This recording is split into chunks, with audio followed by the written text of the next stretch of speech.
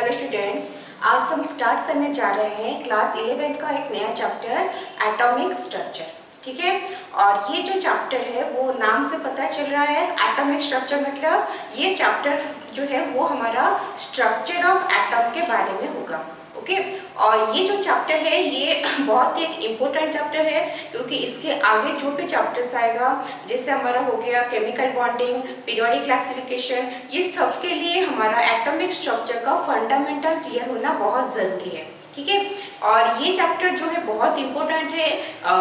इसके point of view से, competitive के पॉइंट ऑफ व्यू से 2 से 3 क्वेश्चन इस चैप्टर से हमेशा आते ही हैं। Okay, at the same time जो हमारा जो एग्जाम है बोर्ड के एग्जाम, उसके पॉइंट ऑफ व्यू से भी इम्पोर्टेंट है। ओके, तो स्टार्ट करते हैं चैप्टर को।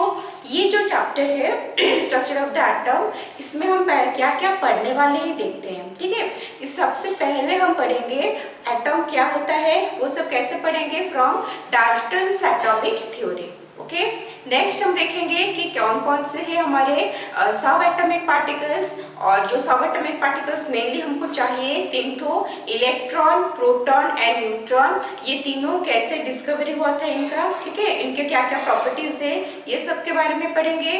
अच्छा, अभी क्या है हमारा ये जो सब एटॉमिक पार्टिकल्स है इनका डिस्कवरी हो गया, फिर हमें पढ़ना है कि वो एटम के अंदर कैसे अरेंज होके है। ओके, एटम के अंदर सब एटॉमिक पार्टिकल्स कैसे अरेंज होके हैं, इसके लिए काफी सारे साइंटिस्ट ने अपना मॉडल्स दिया है, जैसे थॉमसन्स मॉडल, फिर आया Rutherford's model, next Bohr's model, फिर आया हमारा वेव मैकेनिकल मॉडल। ठीक है, ये सारे मॉडल को इन डिटेल 1 बाय 1 पढ़ेंगे। उसका जो डी में जो हमारा क्या है लिमिटेशन है, वो सारे मॉडल्स का उसको भी पढ़ेंगे, क्योंकि कोई भी एक मॉडल है उसका कुछ लिमिटेशन है, इसलिए ही एक दूसरा नया मॉडल है वो सजेस्ट किया गया। ठीक है ना, तो ये सबको हम कवर करेंगे, जिसमें से जो हमारा बोर्स मॉडल है वो टॉपिक का एक बहुत ही बड़ा पोर्शन कवर करता है, बहुत ही इम्पोर्टेंट है वो। ठीक है, और हमारा जो वेव मैकेनिकल मॉडल है वो रिसेंट डिस्कवरीज है, इसके उसके बाद और कोई उतना डिस्कवरी हमारा मॉडल ऑफ द एटम में हुआ नहीं।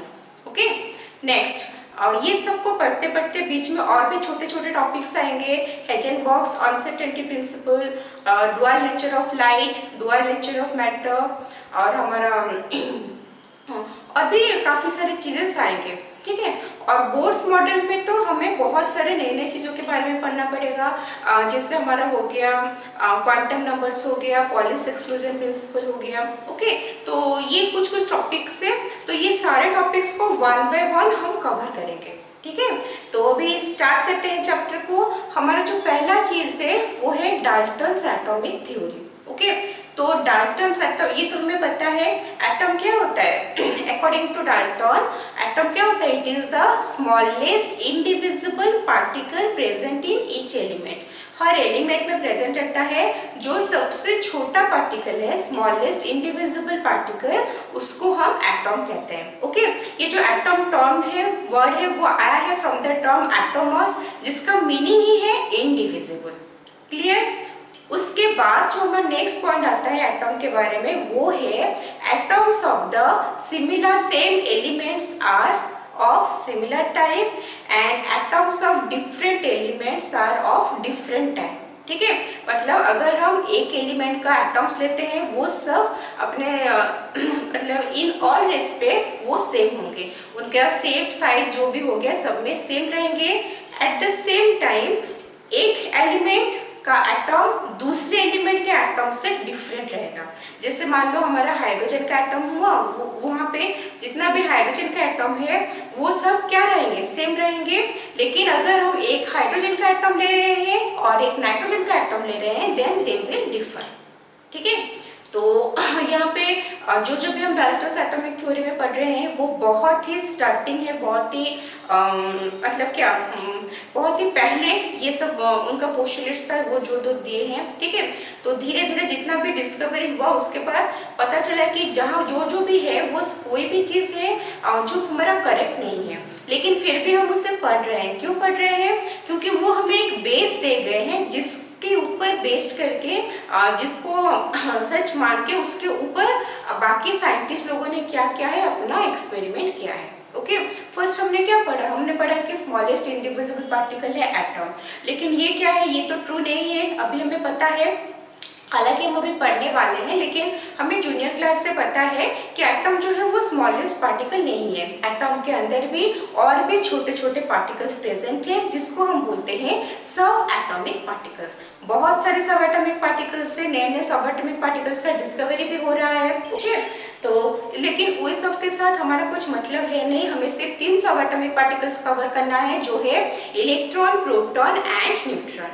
ओके, नेक्स्ट जो हमारा पॉइंट था क्या, कि atoms of same element are same in all respect. Okay, तो जैसे अगर हम हाइड्रोजन को लेंगे, हाइड्रोजन का सारा एटम जो है वो सारे रिस्पेक्ट में सेम होगा, लेकिन अगर यहाँ पे आइसोटोप का कॉन्सेप्ट आता है, जिसको भी स्कूल में पढ़े हुए हो, यहाँ पर भी पढ़ेंगे हम आगे।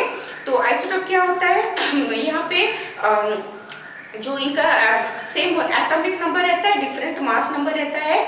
हाइड्रोजन का है ड्यूटेरियम और ट्राइटेरियम, ये सारे को हम क्या कहेंगे, हाइड्रोजन ही मानेंगे। तो ये सबका जो एटम है वो एक दूसरे के साथ सेम नहीं होते हैं, वो डिफर करते हैं।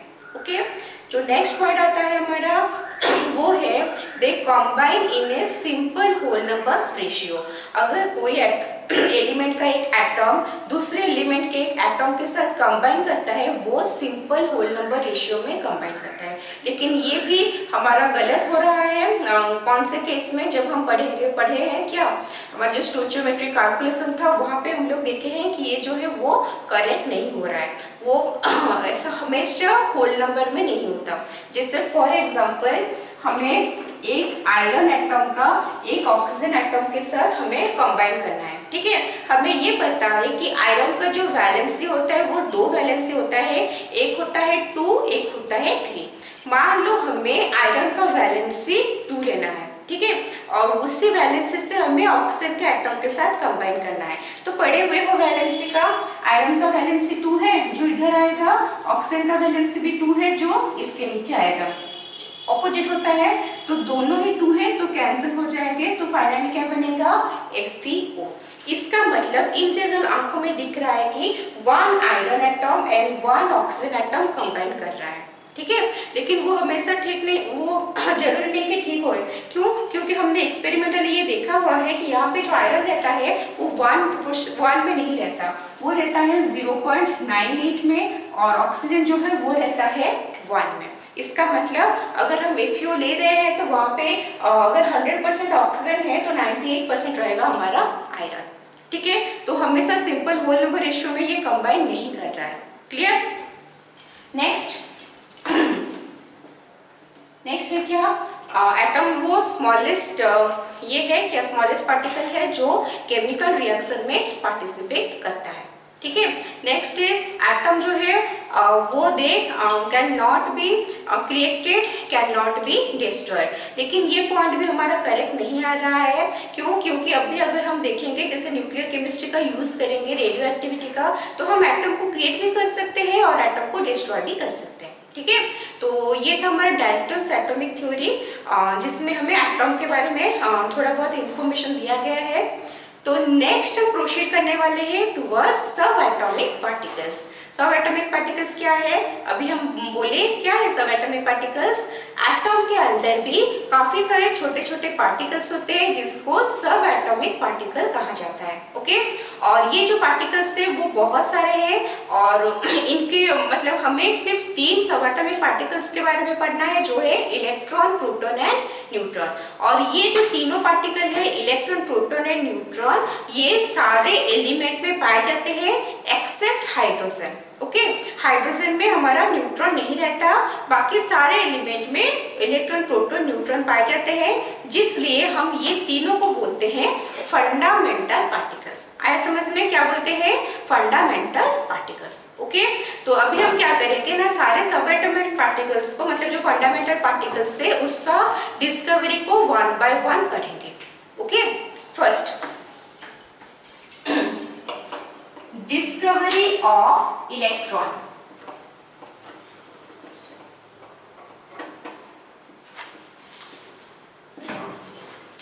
ओके, तो अभी हम यहाँ पे जो जो भी पढ़ेंगे उसको सिर्फ सुनना नहीं है, कॉपी पेन पकड़ के बैठना है और उसको लिखना भी है, ठीक है।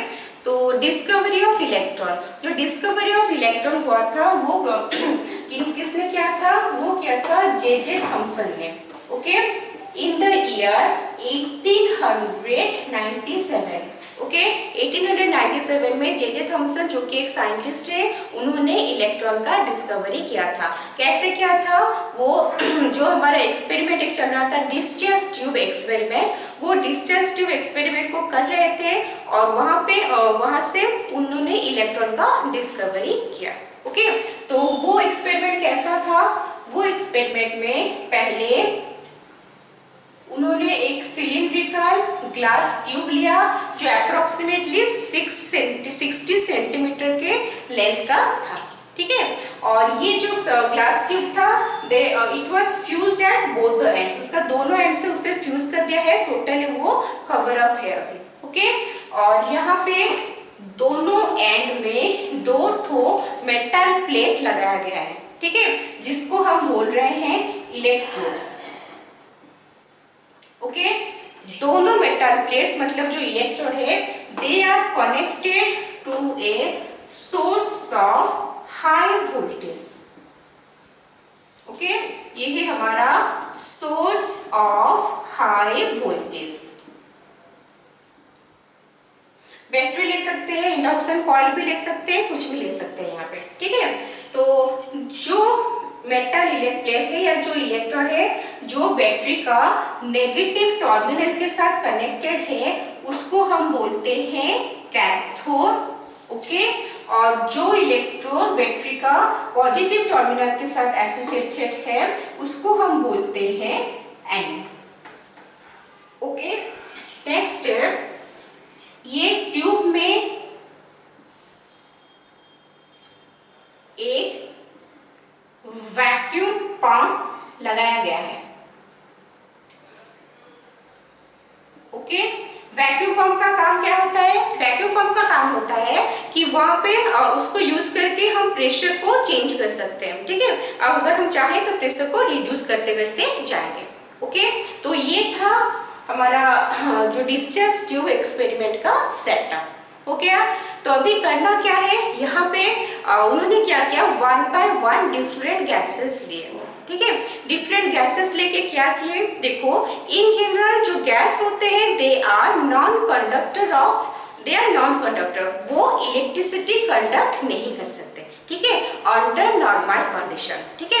अंडर नॉर्मल कंडीशन मतलब 1 एटमॉस्फेयर प्रेशर अगर हम लेंगे तो वो इलेक्ट्रिसिटी कंडक्ट नहीं करते, ठीक है। तो उन्होंने क्या किया, पहले जो वोल्टेज को उन्होंने बहुत ज्यादा बढ़ा दिया, कितना कर दिया, 10,000 वोल्ट। तो पहले हमारा जो प्रेशर था वो प्रेशर रहा 1 एटमॉस्फेयर और जो वोल्टेज उन्होंने कितना कर दिया, 10,000 वोल्ट। तो उस कंडीशन में भी कोई भी चेंज जो है वो हमें, ये ग्लास ट्यूब है, कोई भी चेंज हमें उस ट्यूब में नजर नहीं आया, ठीक है। यहाँ पे नो चेंज, कुछ भी चेंज नहीं हुआ है। कब, जब प्रेशर 1 एटमॉस्फेयर है और वोल्टेज है हमारा 10,000 वोल्ट, ओके। नेक्स्ट उन्होंने क्या किया, नेक्स्ट उन्होंने वोल्टेज तो उतना रहा, प्रेशर को चेंज करके 10 to the power -2 एटमॉस्फेयर कर दिया, ओके। इन दैट केस क्या होगा, जब प्रेशर को 10 to the power -2 एटमॉस्फेयर कर दिया उन्होंने, तब देखे कि वो ट्यूब के अंदर कुछ लाइट आ रहा है, ठीक है। यहाँ पे light is produced inside the tube. ये ट्यूब का नाम क्या है, डिस्चार्ज ट्यूब, और क्रूक्स ट्यूब भी बोलते हैं क्योंकि साइंटिस्ट क्रूक्स ने ही इसके ऊपर एक्सपेरिमेंट जो है वो स्टार्ट किया था ऐसे ट्यूब में, ओके। तो लाइट ये प्रोड्यूस हो रहा है इनसाइड द ट्यूब, और ये जो लाइट प्रोड्यूस हो रहा है, अगर हम जो यहाँ पे जो गैस लिए है डिस्चार्ज ट्यूब के अंदर, वो गैस को चेंज करेंगे तो वो जो लाइट प्रोड्यूस हो रहा है वो भी चेंज होता गया, ठीक है। इसका मतलब यहाँ पे जो लाइट प्रोड्यूस हो रहा है it depends on the nature of the gas, ठीक है। ये क्या करता है, it depends on the nature of the gas, आए समझ में? डिफरेंट गैसेस लिए तो फिर क्या हुआ, डिफरेंट कलर आना स्टार्ट हो गया। नेक्स्ट उन्होंने क्या किया, उन्होंने फिर प्रेशर को रिड्यूस कर दिया। कितना कर दिया? 10 to the power -4 एटमॉस्फेयर कर दिया। ओके, इससे क्या हुआ, इससे ये हुआ कि जो लाइट प्रोड्यूस हो रहा था वो लाइट हमारा प्रोड्यूस होना बंद हो गया। ठीक है, अभी कोई भी लाइट जो है वो डिस्चार्ज ट्यूब के अंदर नहीं दिखा। ठीक है, बट कुछ तो हुआ। क्या हुआ, यहाँ पे जो डिस्चार्ज ट्यूब है उसका ये साइड में, मतलब कि साइड एनोड के साइड में जिंक सल्फाइड का कोटिंग दिया गया है। ओके, वो जो जिंक सल्फाइड का कोटिंग दिया गया है उससे क्या होता है, उससे अगर कोई भी रे आता है और उस पोर्शन को टच करता है तो वो जगह ग्लो करता है। ओके, इन जनरल अगर कोई रे आके वहां पे गिरेगा ग्लास ट्यूब में तो हमें पता नहीं चलेगा कि वो वहां जब आके टच कर रहा है, वो उस पे आके फॉल हो रहा है। ठीक है, लेकिन अगर हम यहाँ पे जिंक सल्फाइड का कोटिंग देंगे तो वो जब रे आके वहां पे गिरेगा तो वो जगह ग्लो करेगा। इससे हमें ये पता चल जाता है कि ये जगह पे रे आके स्ट्राइक किया है। आया समझ में? जिससे मान लो ऐसे यहाँ पे बॉल है और कोई आके यहाँ पे बॉल खेल के गया। ठीक है, तो अगर कोई बॉल मारेगा तो हमें तो पता नहीं चलेगा कि बॉल जो है वो वॉल में लगा है कि नहीं लगा है। सपोज हमने उस बॉल में कुछ कलर लगा दिया, ठीक है, और या फिर मान लो कोई धूल मिट्टी लग गया या हमारा जो मड है वो लग गया, कीचड़ लग गया। अब वो बॉल आके गिरेगा कहाँ पे, स्ट्राइक करेगा वॉल पे, तो हमें दिखेगा नहीं यहाँ पे आके बॉल लगा था, लगेगा ना? क्यों? उसका कुछ कलर है जो जाके वहां पे लगा। तो ऐसे हमें जस्ट एक इम्पैक्ट चाहिए कि हमें दिखना चाहिए कि यहाँ पे लगा है, इसलिए हमने क्या किया है, जिंक सल्फाइड का कोटिंग दिया है। ठीक है, तो जब हमने टेम्परेचर को डिक्रीज कर दिया 10 to the power -4 एटमॉस्फेयर, तो no light is observe now. Instead क्या हुआ, ये जगह जो है वो ग्लो करना स्टार्ट किया। ओके, उसको हम बोलते हैं फ्लोरोसेंस। क्या बोलते हैं? फ्लोरोसेंस। जो लाइट गिरने से ये जगह जो ग्लो करता है उसको हम बोलते हैं fluorescence. Okay, when light falls on zinc sulphide coating,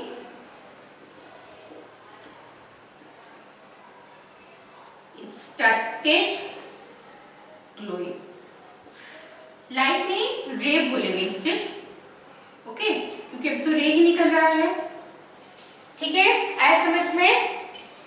तो ये था हमारा क्या, हमारा ऑब्जर्वेशन था कि हमने जो चेंजेस किया उन्होंने जे थॉमसन ने तो क्या क्या हमारा यहाँ पे ऑब्जर्वेशन आया। ओके, इसको लिख लो, फिर नेक्स्ट प्रोसीड करते हैं। तो अभी यहाँ पे हमें क्या पॉज करना है वीडियो को और इसको लिखना है। ठीक है, चलो कर लो। हो गया, मिटाते हैं इसको।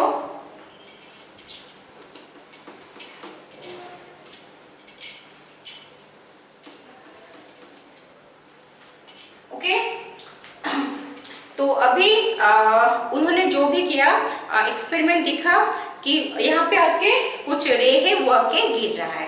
वो रे क्या है, वो रे कहाँ से निकल रहा है? अच्छा देखो, अगर ये रे आके यहाँ पे गिर रहा है तो वो कौन से साइड से निकल के आ रहा होगा? इस साइड से निकल के आ रहा होगा। यहाँ पे क्या है, यहाँ पे कैथोड है। इसका मतलब ये जो रे था ये हम एग्जैक्टली तो नहीं बोलेंगे कि फ्रॉम द कैथोड, अगर नहीं बोल सकते तो ये बोल सकते हैं कि कैथोड के साइड से निकला है। ठीक है, क्योंकि वो कैथोड के साइड से निकला है इसलिए उस रे का नाम पड़ा कैथोड रेज। ओके, यहां से सारा रे जाना स्टार्ट हुआ, उसको हम बोले cathode ray. Okay, next question आता है कि ये जो कैथोड रे है उसका ओरिजिन क्या है? ये कैथोड रे कहां से निकला है? Okay, origin of cathode rays.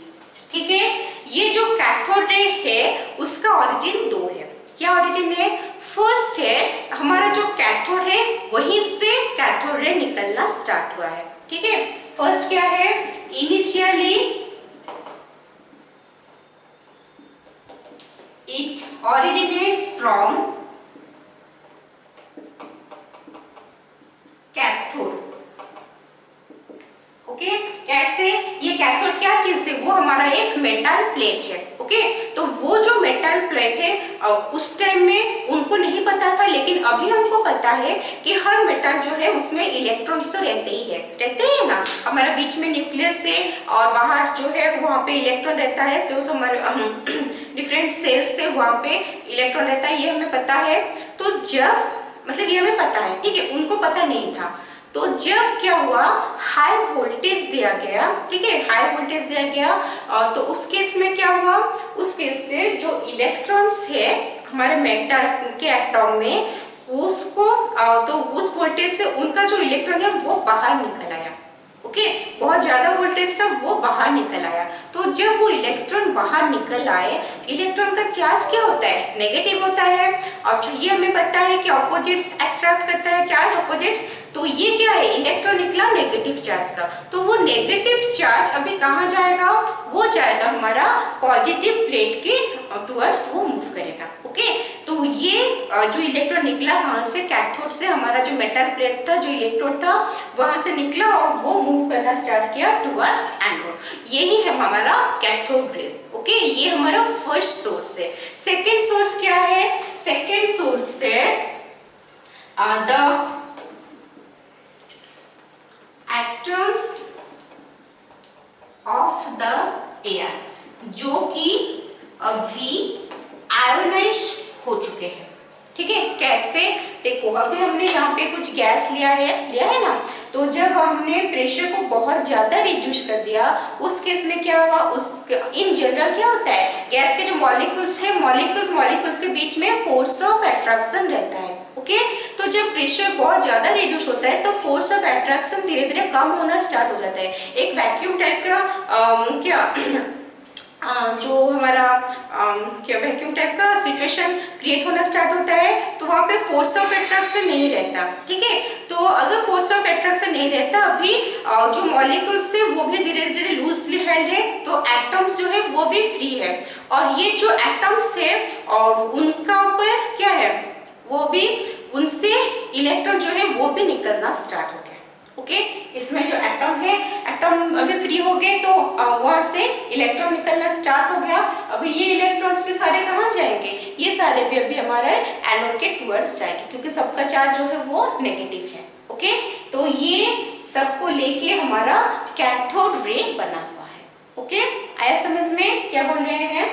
ठीक है, नेक्स्ट चीज है, यहाँ पे जो गैस था, वो गैस को अगर हम चेंज करते गए, जितने हम सारे चेंज करते गए वो गैस को, तो भी ये सारा चीज जो है वो सेम आता गया। ओके, सिर्फ वो जो पॉइंट बोले क्या हमारा जो कलर ऑफ द लाइट था वो चेंज है, बाकी जैसे कैथोड से रे निकलना था, टुवर्ड्स एनोड जाना था, वो सब हमारा सेम ही रहा। ओके, आया समझ में? चलो इसको लिख लो। नेक्स्ट हम पढ़ेंगे अभी कैथोड रे के प्रॉपर्टी के बारे में। चलो पॉज करो वीडियो को। हो गया? अब इसको मिटाते हैं।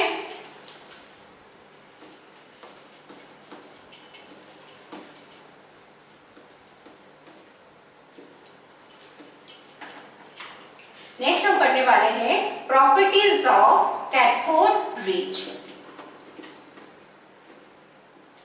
ये जो प्रॉपर्टीज ऑफ कैथोड रेज है, ये हमारा सारे एलिमेंट्स के लिए, मतलब डिफरेंट गैसेस जो लिए वो सबके लिए ये जो कैथोड रे का प्रॉपर्टी है वो सेम ही है। ओके, इसका जो फर्स्ट प्रॉपर्टी है वो है दे travel in a straight line. They travel in a straight line. Okay, देखो कैसे पता चला। मान लो ये है हमारा कैथोड और ये है हमारा एनोड। ओके, तो ये क्या हो रहा है, cathode ray from the cathode towards the anode वो मूव कर रहा है। हमने क्या किया, इसके सामने एक ऑब्जेक्ट प्लेस कर दिया, कोई भी एक चीज लेके हमारा कैथोड रे का जो मूवमेंट हो रहा था उसके पाथ में हमने रख लिया। ओके, उससे क्या हुआ, उससे इसके पीछे उसका शैडो प्रोड्यूस हो गया। ओके, इससे ये पता पता चलता है कि जो कैथोड रे है वो स्ट्रेट लाइन में मूव कर रहा था, क्योंकि हमने वहां पे ऑब्जेक्ट रख दिया, उसके पाथ को ब्लॉक कर दिया, तो उसके पीछे क्या है, उसका शैडो प्रोड्यूस हो गया। ओके, आया समझ में। नेक्स्ट चीज है cathode ray consists of material particles। Okay, material particles मतलब जो रे है उसके अंदर कुछ पार्टिकल्स प्रेजेंट है। ओके, जैसे वही कैथोड है हमारा, एनोड है, ये रे मूव कर रहा है, हमने किया उसके बीच में पैडल व्हील,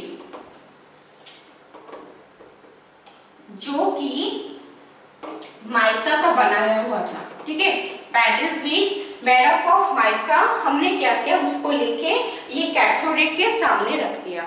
ये जो पैडल व्हील है ऐसे ऐसे करके निकला है, वो ऐसे रहता है। ठीक है, अगर यहाँ से कोई आके पार्टिकल उसके ऊपर स्ट्राइक करेगा, फिर वो रोटेट करना स्टार्ट करता है। ठीक है, ऐसा ऐसा है, ये स्ट्राइक करेगा, ये इधर आया, फिर स्ट्राइक करेगा, फिर ऐसा आया, तो वो मूव करना स्टार्ट करेगा। तो जो पैडल व्हील था वो जब हम उसको रख लिए तो वो धीरे धीरे मूव करना रोटेट करना स्टार्ट कर दिया। इससे क्या पता चला, इससे ये पता चला कि हमारा जो कैथोड रे है it consist of material particles, कुछ पार्टिकल्स है जिसके जो आके हमारा क्या पैडल व्हील को स्ट्राइक कर रहा है, जिसके वजह से ही पैडल व्हील जो है वो रोटेट कर रहा है। ओके, आया समझ में। चलो नेक्स्ट पॉइंट, जो हमारा नेक्स्ट पॉइंट है वो है when placed in electric field they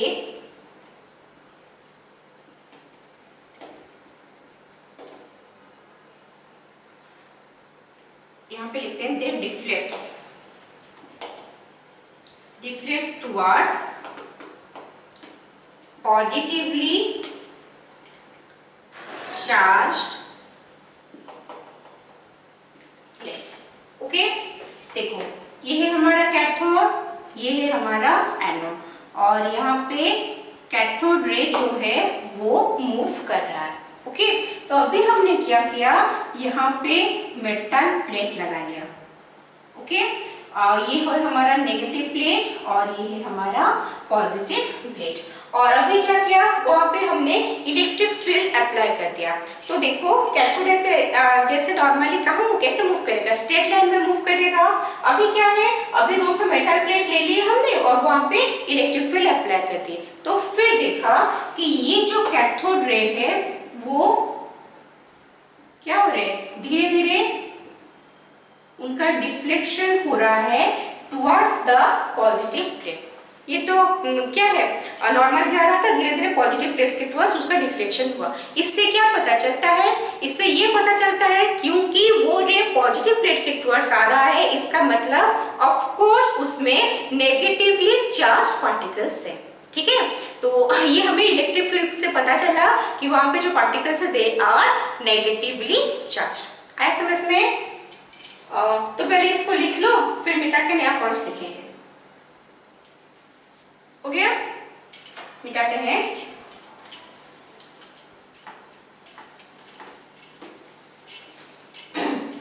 तो जो हमारा नेक्स्ट पॉइंट है वो है दे सो डिफ्लेक्शन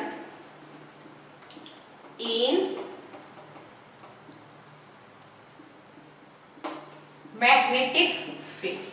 ओके, जब उन्होंने क्या किया, वहां पे मैग्नेटिक फील्ड दिया साउथ पोल और नॉर्थ पोल, फिर वो कैथोड रे मूव कर रहा था, तो जब मैग्नेटिक फील्ड अप्लाई हुआ तो उन्होंने देखा कि जो मैग्नेटिक फील्ड आ रहा है, अप्लाई हो रहा है, तभी भी वो कैथोड रे मूव कर रहा है, मतलब कि डिफ्लेक्शन शो कर रहा है, और वो उस टाइप का डिफ्लेक्शन शो कर रहा है जिससे पता चलता है कि वहां पे नेगेटिवली चार्ज पार्टिकल्स प्रेजेंट है।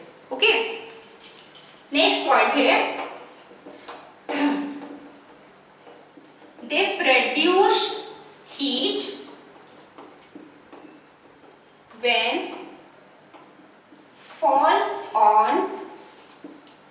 Metal surface.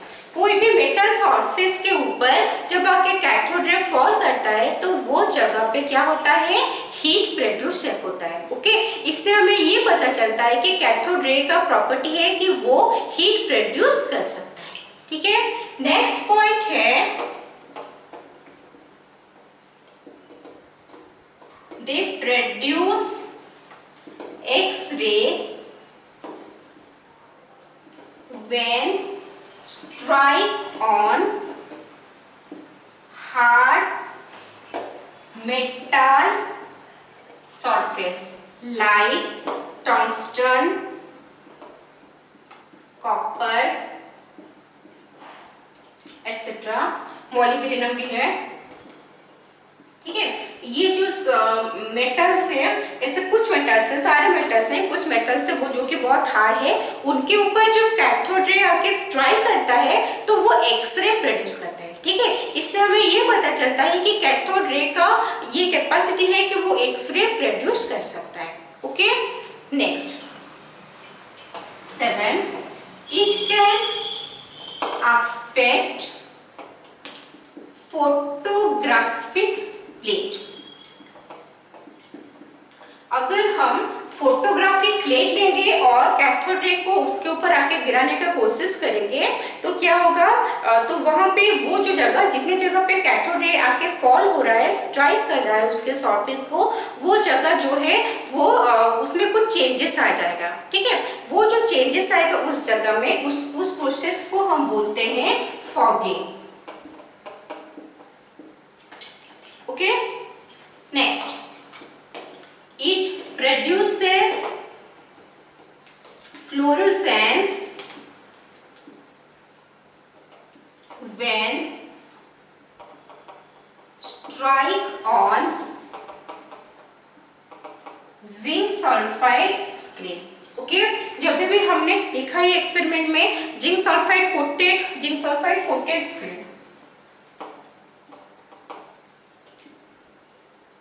ओके, यहाँ पे हमने देखा भी है कि जब हम क्या मेटल क्या हमारा ग्लास का ट्यूब था, वहाँ पे हमने जिंक सल्फाइड का कोटिंग किया था, उससे जब वो कैथोड रे के स्ट्राइक कर रहा है तो वो जगह ग्लो कर रहा है। ठीक है, इस प्रोसेस को हम बोलते हैं फ्लोरोसेंस। ओके, आया समझ में? चलो ये सारे पॉइंट्स लिख लो, फिर नेक्स्ट थिंग पढ़ेंगे।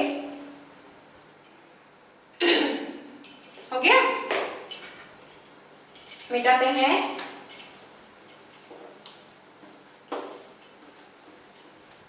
ओके, तो अभी ये पता चल गया सबको कि जो कैथोड रे है वो सारे मतलब वो इस तरह के रे जो सारे गैसेस में पाए जाते हैं। जब हमने वो रिसर्च ट्यूब एक्सपेरिमेंट किया, गैसेस को चेंज किया, तभी भी कैथोड रे वहां से प्रोड्यूस हो रहा है और वो सबका जो प्रॉपर्टी है वो भी सेम है। ठीक है, इससे ये पता चलता है, और ये भी तो हमें पता है कि वहाँ पे जो चार्ज है वो नेगेटिवली चार्ज है, पता चल गया एक्सपेरिमेंट से।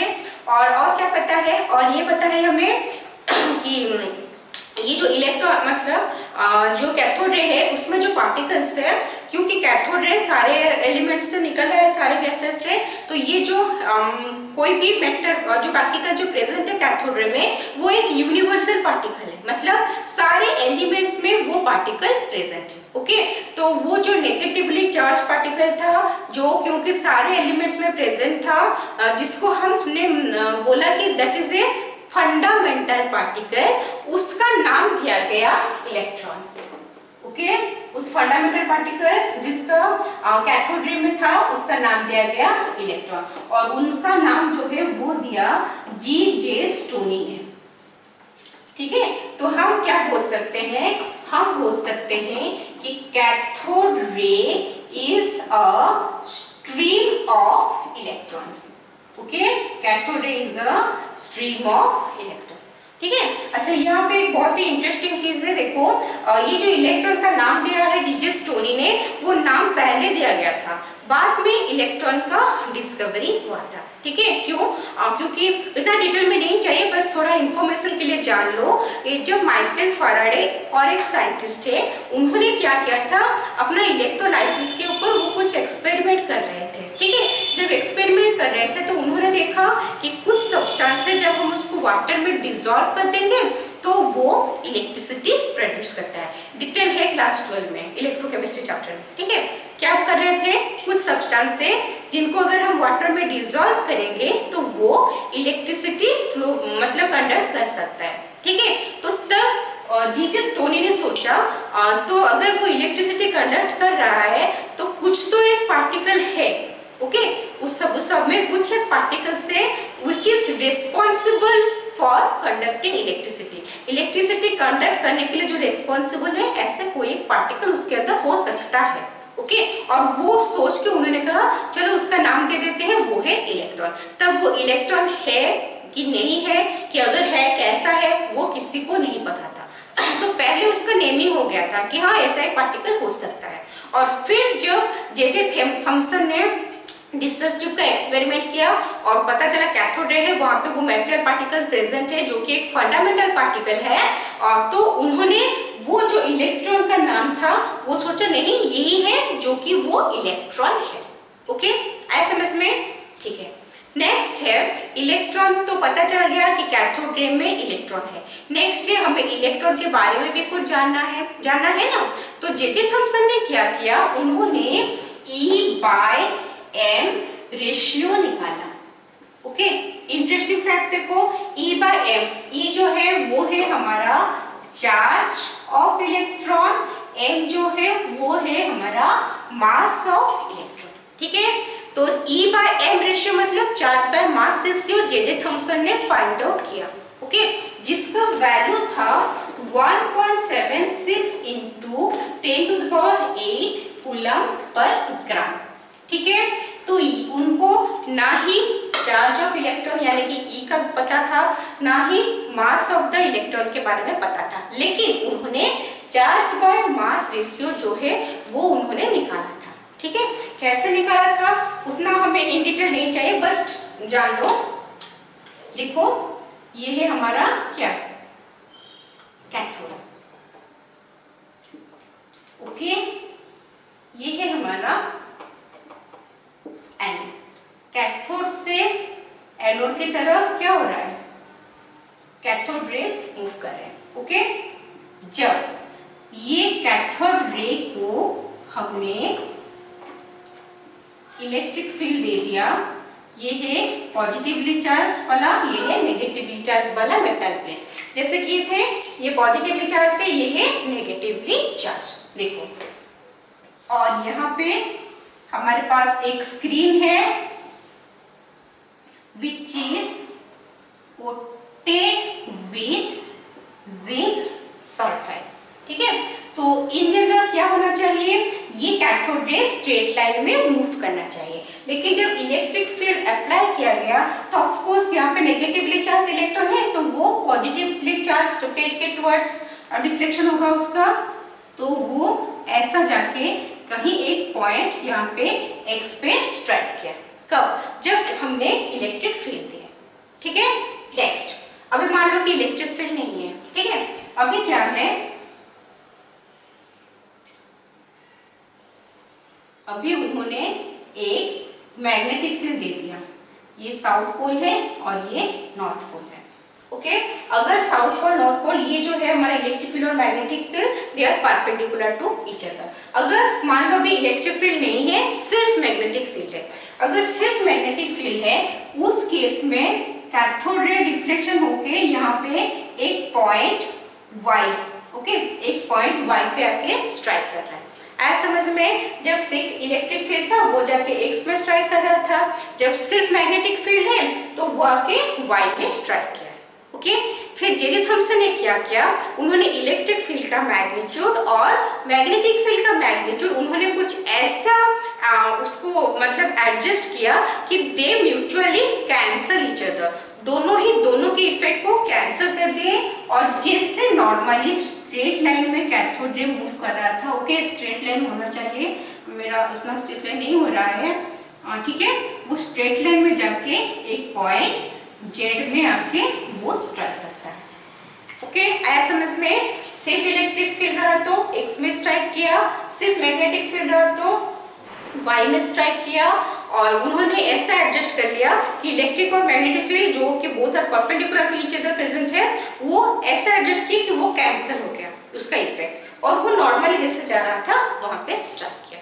फिर उन्होंने क्या किया, वो इलेक्ट्रिक फील्ड का मैग्नीट्यूड और मैग्नेटिक फील्ड का मैग्नीट्यूड दोनों को इक्वल किया। ओके, इलेक्ट्रिक फील्ड का इक्वेशन डाला, वहां पे मैग्नेटिक फील्ड का इक्वेशन डाला, फिर उस इक्वेशन को सॉल्व कर गए। उनको तो पता है ना किसका वैल्यू क्या है, वो सारी इक्वेशन को वो सॉल्व करते गए। वो सॉल्व करते करते फाइनली वो इक्वेशन से जो सिंप्लीफाई होके निकला वही निकला हमारा E/m का वैल्यू निकला। ओके, ना चार्ज का वैल्यू पता था, ना ही मास का वैल्यू पता था, सिर्फ E/m का वैल्यू उसको सिंप्लीफाई करते करते निकला। ठीक है, ये कैसे निकला, क्या निकला, वो हमें इतना नहीं चाहिए, हमें याद रखना है ये वाला पॉइंट, उसका वैल्यू क्या है। ओके, आया समझ में? चलो इसको लिख लो, फिर नेक्स्ट पढ़ेंगे। ओके, मिटाते हैं।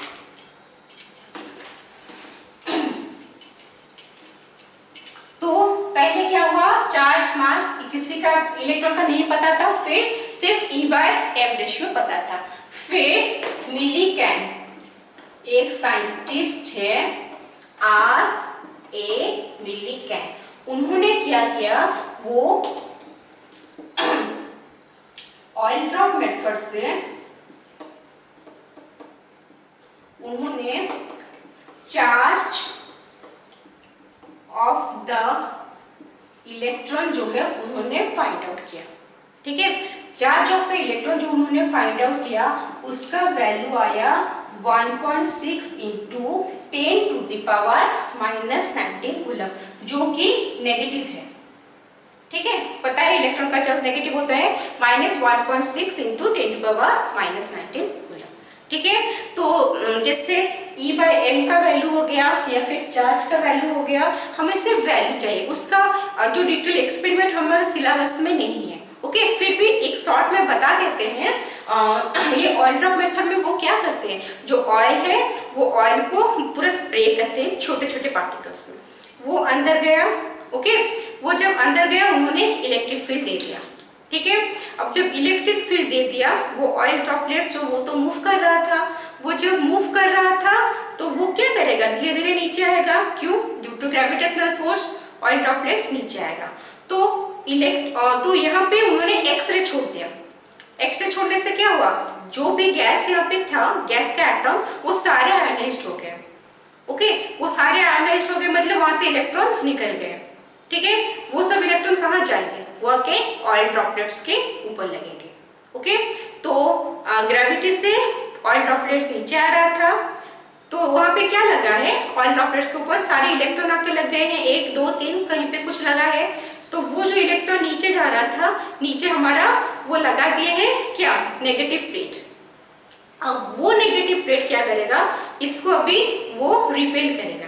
ठीक है, ग्रेविटेशनल फोर्स नीचे ले रहा है, इलेक्ट्रिक फोर्स जो नेगेटिव प्लेट है वो उसे रिपेल कर रहा है, तो दोनों अपोजिंग फोर्सेस से। तो एक पॉइंट में वो ऑयल ड्रॉपलेट जो है वो स्टील हो जाएगा, मूव ही नहीं करेगा।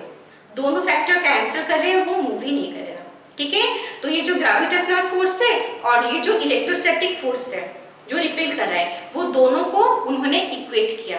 ओके, इक्वेट करके फाइनली हमें चार्ज ऑफ द इलेक्ट्रॉन मिला। ओके, तो वो सब इतना जरूरी नहीं है, हमें सिर्फ चार्ज ऑफ द इलेक्ट्रॉन का मैग्नीट्यूड याद रखना है, E/m रेशियो का मैग्नीट्यूड याद रखना है। ओके, तो अभी हमारे पास क्या है, इलेक्ट्रॉन का E/m रेशियो है और क्या है, इलेक्ट्रॉन का चार्ज है। तो हम तो मास निकाल सकते हैं इलेक्ट्रॉन का। सो मास ऑफ द इलेक्ट्रॉन वो कितना होगा, E divided by E/m ratio. E कितना है, 1.6 × 10⁻⁻19। नेगेटिव लेने का कुछ मतलब है नहीं, हमारा मैग्नीट्यूड ही लेना है। E/m रेशियो कितना है, 1.76 × 10⁸ है कूलम पर ग्राम। ओके, तो दैट इज इक्वल टू 9.1 × 10⁻⁻28 ग्राम, क्योंकि ये ग्राम में गया है तो ये ग्राम में निकला है, और 9.1 × 10⁻31 kg, केजी में लेंगे तो -31 आएगा। ओके, तो हमें इलेक्ट्रॉन के बारे में सिर्फ इतना ही पढ़ना है।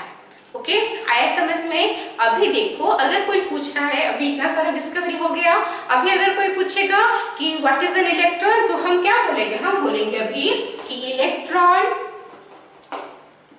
Is a fundamental particle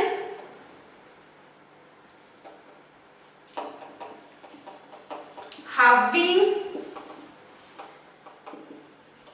one unit negative charge। Okay, bracket में लिख लेंगे -1.6 into 10⁻⁻19 coulomb and a very negligible mass.